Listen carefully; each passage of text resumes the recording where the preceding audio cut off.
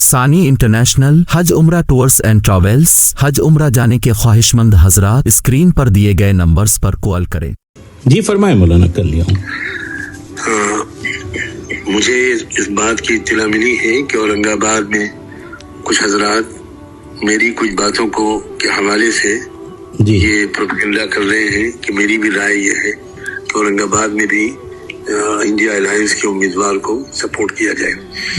میری بات کی صحیح ترجمانی یہ نہیں ہے جو کی جا رہی ہے کہیں کہیں۔ میں یہ کہہ رہا ہوں اور پوری قوت اور اعتماد کے ساتھ کہہ رہا ہوں کہ ہر جگہ پر، ہر کانسٹیٹوینسی میں ہم اس امیدوار کو منتخب کریں اور اپنے تمام ووٹ اسی کو دیں جو یہ نفرت پھیلانے والوں کو کمزور کریں، فاشسٹ طاقتوں کو جیتنے نہ دیں۔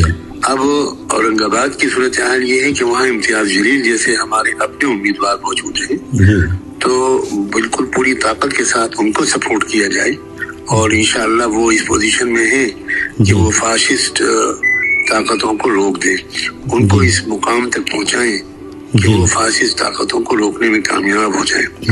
یہ ہے میرا اپنا موقف۔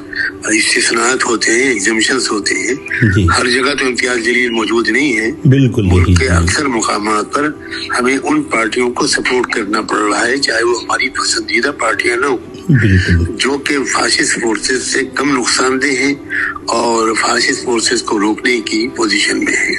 یہ ہے میرا موقف۔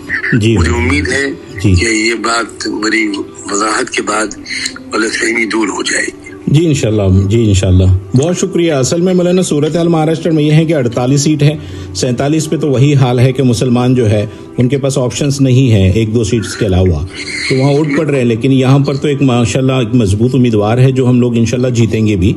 اور اب آپ کی اس آڈیو کے بعد انشاءاللہ اس بات چیت کے بعد امید ہے کہ جو غلط فہمی ہے وہ بھی دور ہوگی انشاءاللہ۔ میری پوری خواہشات، تمنائیں، دعائیں آپ لوگوں کے ساتھ۔ بہت شکریہ، بہت شکریہ، بہت شکریہ، بہت شکریہ۔ جی وعلیکم السلام۔